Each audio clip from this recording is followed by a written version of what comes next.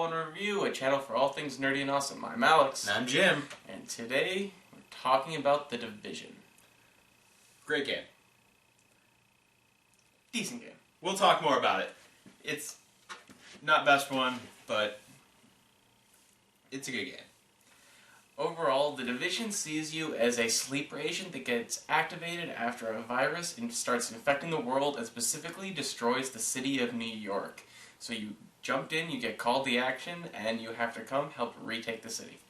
Yeah, so it's very much almost a post-apocalyptic feel where the virus has gone through, wiped most of the people out, and now, along with just general survivors who are just hungry and sick, you have bands of rioters and all these other groups who are just looting and destroying the city, and it's your job to help control them. And you can play the game in different ways. You can take it on by yourself while still seeing some other players in like the common areas like the safe houses. You can join a co-op group and take on missions together, or you can enter the Dark Zone, which is the PvP area of the game. I do not do so hot in the Dark Zone.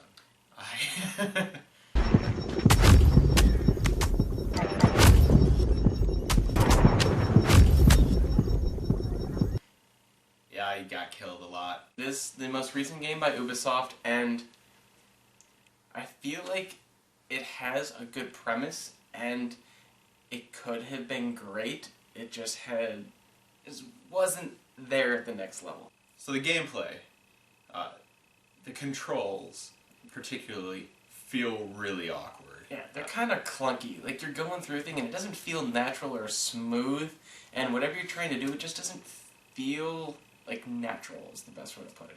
Yeah. Along with that, the cover system controls can be a little funky. Either they really want you in cover, or it pretty much doesn't care anymore about you, and on this slight touch of the analog stick, it pops you out of cover. Yeah. So it's one of those mechanics that either puts you outside of cover for just randomly, where it's going to affect you there, or when you're in cover and someone's flanking and you're trying to get out, you get kind of stuck there and you get destroyed because you literally can't get out of cover.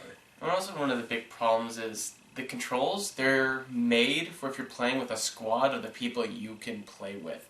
Like, so you can talk to each other and do things very tactically, which is really good. However, if you're by yourself, it can lead to some frustration, such as with, like, grenades. There's no quick option throw a grenade. It's all bring a grenade, specifically aim where you want to throw it, and then throw it, which is great mechanic. I like having that, but I also want the option of having a quick throw, just in case I need to throw a grenade because I'm being attacked by multiple enemies and I don't really want to get out of cover. Yeah, and with that, the kind of mechanics of building your character, how you choose what skills, there are so many skills. I think there are like 12 different skills you can choose, but at most you can only ever use 3 of them, from a sticky grenade, to a turret, to a ballistic shield, to healing things. So to actually get full utilization in the 3 categories of medical, tech, or security, you need to play with a team. You can kind of try a balanced character where you do, one skill in each, but if you really are someone like me I chose like the sticky grenade and the turret right away because those were the most effective for me right off the bat. Oh yeah. The game kind of fails me playing alone with the medical and security one because I really don't use any of that stuff. Yeah, there's a lot of great customization here, but unless you can have a balanced out team that you know you're going to have, a lot of it you're just not going to use. Like, it's completely built so you have a tank that can take a lot of damage. You're built to have a guy who's going to be a healer. You're going to have the tech guy. It's not really meant to be a one-man army type of game. Yeah, and that's my biggest complaint with this kind of game is that it definitely feels like you're supposed to play it with friends, and even some of the enemies who have weak points on their back or things like that. It feels like you're supposed to be doing it with friends or teammates because you need someone to draw the fire to move around them to hit that weak spot. While if you're doing it alone, unless you use like flashbang grenades and you have a crap ton of them, after 2 you're going to be out, and any other enemies after that are going to be hard to hit. Yeah, I found myself, one of the first times I played this game, I was playing his character, and I went to go take out a lieutenant, and the entire time was me going, throw grenade! Ah, shit, I don't know, shoot him! Oh, I'm gonna die. Oh, and I'm dead. And now I go back, I only have 1 grenade now! Alright, try it again! Shoot him in the back! Oh, it worked a little bit, and then he killed me at the last second. And now I'm just kind of screwed, and I don't know what I'm doing. It can be very tricky with the limited inventory. Like, I like limited inventory. I don't like the games where you can just have like an empty bag where you can just put everything in. Mm-hmm. But certain things that you know are going to be small, you should be able to choose. Like, have like a certain amount of grenade pouches, and you can fill it with the grenades that you want, or certain things like that. Just so if you're going to try to go the customization route, so you can actually customize and not just have a few presets that they're given to you. Mm-hmm. Now, I do like the bag mechanic, where it's actually one of your inventory items. And so as you're going through the game, you can find better bags and have a deeper inventory for all your other stuff, like guns, new armor. So you have that possibility to, especially when you start getting later in the game, when you have space for 50 things, you can go out there and play for quite some time before going back to a safe house or breaking down all your stuff. That's true. Another good part of the customization is how you can customize your weapons. They have different mods throughout the game, such as having a stability grip, having a speed reload on your magazine, adding a scope to your rifle, which is really, really handy. And it's not too overpowered because you have to have different things for different weapons. So you can't put a scope that's meant for an assault rifle and put it on a light machine gun, which is really good. It actually makes you collect more stuff because, hey, loot is fun. We all know loot's fun. Yeah. And you have the opportunity to dismantle all these weapons you find for raw parts to try to build things on your own. And they do have a smart mechanic where they just don't save everything for you. If you decide to disassemble a gun with a mod on it, well, that mod goes away. Whoever, you can just demod it, take the scope off if you want it, save it for another rifle. It works just as fine. Oh yeah, and they were thinking when they made that, and the game will alert you when you're about to deconstruct something that has mods on it. It'll be like, are you sure? Because all your mods are going to get destroyed too. Which sometimes you forget and you're just like, yeah, whatever, fine. Yes, hit the X button, XXXXX. I was also really happy to see a weapon skin was on one of my guns that I had gotten, like, it's one of the Ubisoft things I bought with my Ubisoft points or whatever they call those in the Ubisoft store. Uplay, yeah! Yeah, exactly. But I bought like a weapon skin from that, and I actually destroyed a gun with it still on. But with stuff like that, they resend it to the reward claim vendor. And so when I went back to the reward claim vendor, it was back in there, so I was able to pick it back up again. Oh, that's real nice. So for stuff like that you... Don't waste your redeemed points, it just gets destroyed forever. Exactly. Right, and that brings us to the story of The Division, which is... kind of lacking. Yeah, you can tell by our reaction. It's just...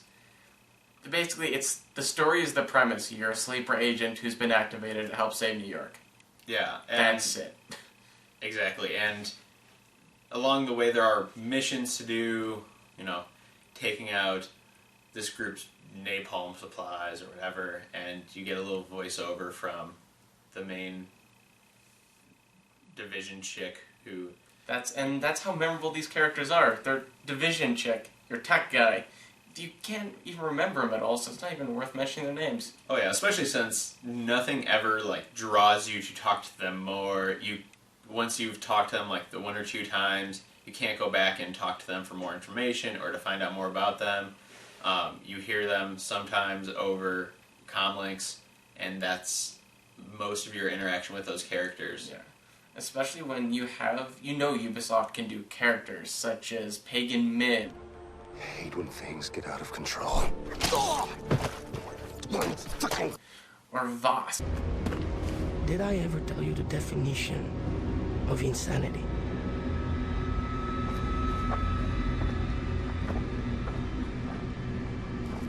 Oh, Jesus. They can make good characters, so just why they chose not to do it, and this whole like movement away from single player with a lot of games, with the emphasis on multiplayer.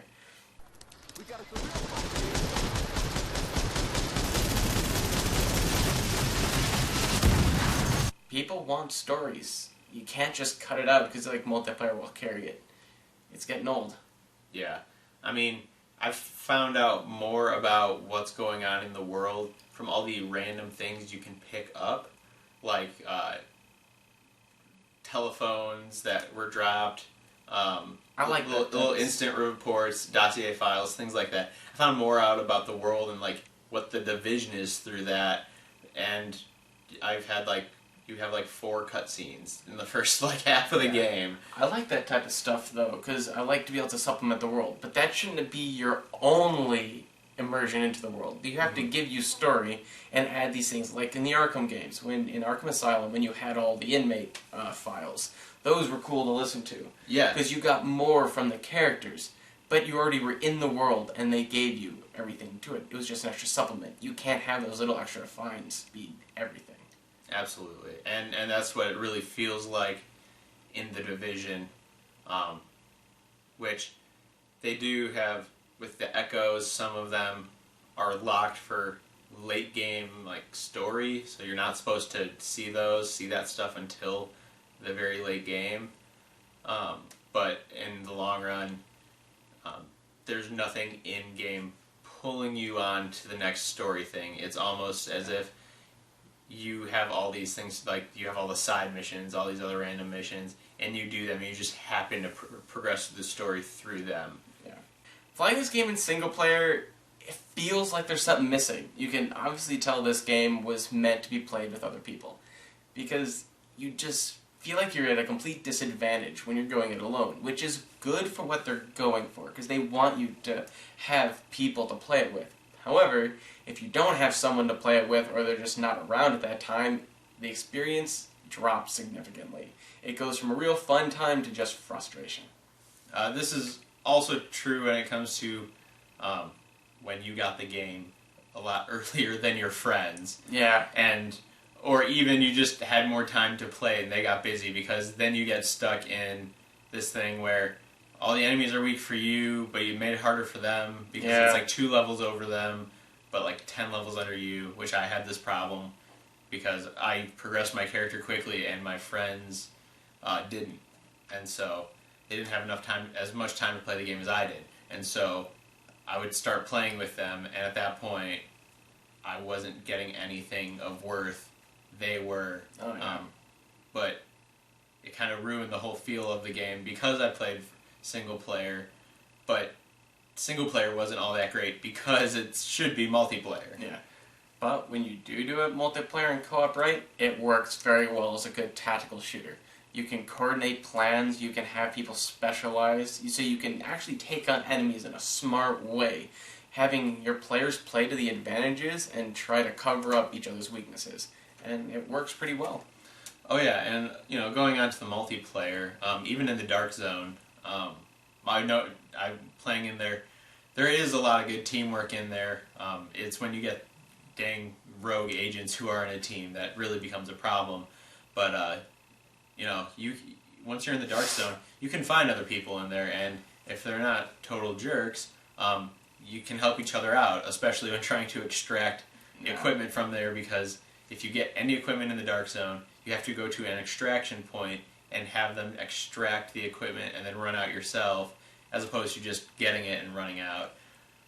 So there is that potential for great teamwork, and I've seen a lot of teamwork, even playing alone and not officially with these people, but just being in the Dark Zone and having my mic on and waiting for an extraction for my stuff, and I go down and someone comes and revives me. That's good. So yeah. Because when you go down in the Dark Zone, you lose Dark Zone credits and keys, which can be taken up by the players who kill you. And those things are hard to come by. So you it can get really difficult and you can go broke real quick because there's a lot of people in there who are just waiting to take you out. Especially at the times when you're trying to get something done, they just kill you at the most inopportune time. Oh yeah. I mean, I ran into it where I kept running into the same few, they're called rogue agents when they start attacking other agents, and out of nowhere, just like, oh, and I'm dying. Crap. And you like dive behind cover, and inevitably like NPCs will show up from the other direction, forcing you back towards the rogue agents, and you just kind of get like stuck in this, Oh god. basically kill box. Yeah, and it can get really frustrating. Oh, absolutely. I may have said some nasty things to people when they killed me. I also went around one time trying to shoot this guy. He ended up killing me, but just going, I love you, you look so pretty. Just shooting him. He did not have good things to say to me when Oh yeah. when he killed me. He said some pretty terrible things. As most players do in online games, and that's one thing you're going to deal with the toxicity of players when you do any type of multiplayer thing. That 10-year-old who likes to sleep with mothers of people around the world. I don't know where he gets this type of time. He's 10 and he plays all his time on a video game. But it's Yeah. inevitable. But he'll tell you he slept with your mom, which is weird. Especially when you're like much older than him and you're like, dude, shut up. And that can kind of really break your immersion in the experience when you have just these players just being obnoxious, and it kind of does, it can be fun when done right, but like most multiplayer games, it can get exploited by certain people and who just don't want to play the game how it's supposed to. They just go in and try to, for lack of a better term, to try to troll around and mess with players. It can get really frustrating. Oh yeah. This brings me back kind of towards the co-op portion of the multiplayer, though. When working with people, there's no couch co-op, which upsets me deeply. That is one of the biggest problems, because with a tactical game like this, you'd want to be able, it's easier to talk with someone than, especially trying to deal with some internet connections now. It's so much easier to talk to people, you can show them what you want to do, and the fact that games are moving away from couch co-op can be really frustrating, and this game would have really, really benefited from it. Yeah, and I think that's one thing, like Alex said, it's, video games are moving away from this couch co-op being with someone, but I think that was what made video games initially like so appealing to me and my friends, was when you came over, you could like sit down on the couch together and play a game together. GoldenEye 64. Yeah, or heck, I can't tell you how many hours I put like Time Splitters 2. Oh, yeah. Just like all those games. Heck, even Portal got it right not too long ago. Yeah, the multiplayer in Portal was awesome. Oh yeah. But it's that time where like you can literally sit there with a friend and play, and you can be in the same room, because unless your friend's bringing over a TV and their console or their computer, which if you're playing it on high settings on the PC, you're literally going to have to bring over a machine tower and that's impossible. monitor. And you have to have an interconnection able to handle all of this, because if the internet and the servers go down, so does the game. There is no offline mode of this game. It is online only. Yeah, and that was one thing I ran into in playing it, especially in the first few days of the game being out, was they were starting to patch things. They kept sending the server down for improvements, but that meant randomly I was being kicked off the game I just bought for 3 hours at a time. Right. Because, well, the server's down, so I can't connect, so I can't even play single player. And it can be incredibly frustrating when you paid this much for a game and there's these little hiccups that are holding you back. And I feel that takes away from the game, because games should be measured in all aspects, not just certain things that it does right. And this definitely hurts it. Alright, so the next thing we need to talk about is kind of the shortfalls, the glitches of this game. One thing that I noticed happened a few times to me was that enemies would spawn, but wouldn't kind of be like activated, in the fact that they would be there, but you couldn't shoot them. They didn't move. They didn't do anything. They were just there. And it got to the point where in one mission, like 3 or 4 of them were there. I tried shooting them. Nothing happened. I ran past them, like to run around them, and as I got past them, more enemies spawned on top of me. Then those guys activated, so I was literally in the middle of a group of like 8 to 10 enemies, and they all killed me. Yeah, I feel, is that just like an actual glitch in the game, or do you think there's some programming issues with the response or radius of enemies? I think it was a glitch in the game. Okay. For the most part, the response radius is really good. If you shoot them even from far away with one of the long-range rifles, you know, they'll be there, they'll move, they'll take the hit. But it's just those random glitches that I had happen to me that upset me at the time. But you know, those things shouldn't happen, especially because it was the first time it happened was within the tutorial part in Brooklyn. Yeah, and that's like any big multiplayer game, especially one of this size. You're gonna get some bugs and glitches. It's inevitable. But one thing that can be really frustrating about the game is you can know it's built for multiplayer, but even when you're playing single player, you can't do a pause menu. Even so, when you're scrolling through your inventory, you're still in game, which is fine, but it makes it seem like it's a regular pause menu at first. The only time you know that it's not a pause menu is when you bring up your inventory in an area you just cleared out, you wait a little bit, and then enemies respawn in there because that's what they're programmed to do, and you start getting killed before you can even close down your menu because you don't even know what's going on. Yeah, and that was definitely a problem too, where, you know, because especially if you're just in a huge firefight, there were a lot of enemies, you picked up a lot of things, people want to look at what they just picked up and what they have. Loot is fun. Of course, that you know you want to maximize your damage with your weapons and give yourself the best armor and mod some scopes and all of that. Oh yeah, put all that in there. But if you're doing it too long, enemies can spawn on you and kill you right there. Which outside of the dark zone just means you respawn in the safe house. You don't lose anything. Yeah. But at the same time, that's just frustrating because if you were just planning like, all right, I'm going to work my way from point A to point B and pick up all the stuff along the way. It can be really, really frustrating. Oh yeah, especially since sometimes the nearest safe house is, well, it doesn't seem like far, like 0.2, 0.3 kilometers away, which in game you have to run the entire thing. Yep. There's no way to kind of travel faster to not going between safe houses, but to just random points. There's no way to get there kind of faster by either, you know, a vehicle, there are no vehicles, or anything like that, or even like a bike or something. Yeah. Like there's no way to actually make a person go faster than just base running speed. How does the game look? That's also another big thing. It's a next-gen game. Does it live up to the next-gen graphics?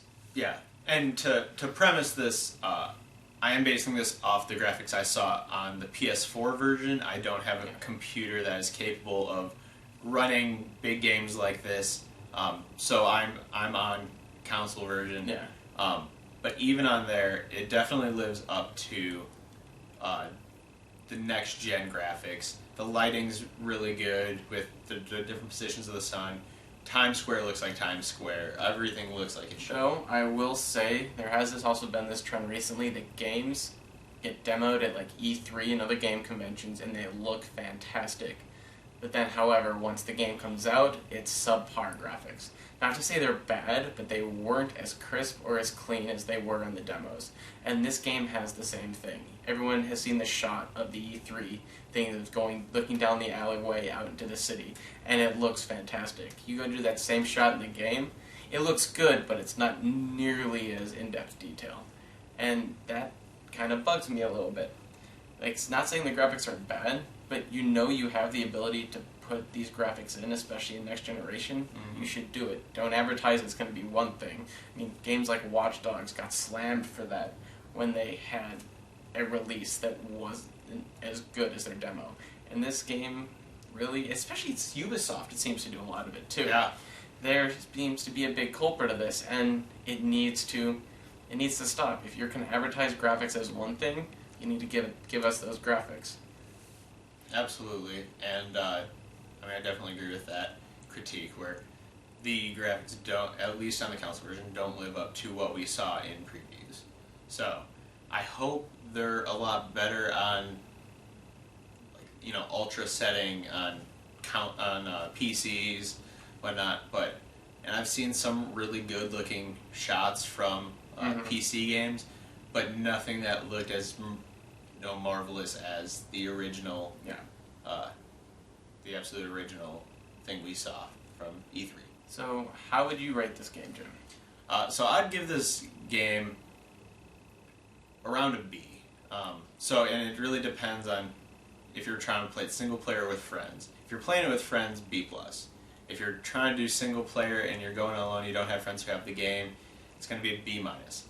I'm going to rate it just slightly below you, saying if you're going it by yourself, I'd give it a C+. If you're playing it with friends, it moves up to a B. And if you have a good group, it can push it to a high B to a B+. But just the overall experience and some of the lackluster things, especially with the server issues and things like that, it brings it down for me. Hopefully, with all the patches that they've had, has fixed this problem. But how the game is right now, especially with the clunky controls, really brings it down for me, and I give it up to a C+. Absolutely. Alright guys, I hope you enjoyed the video. Give us a like and subscribe, and we'll see y'all later.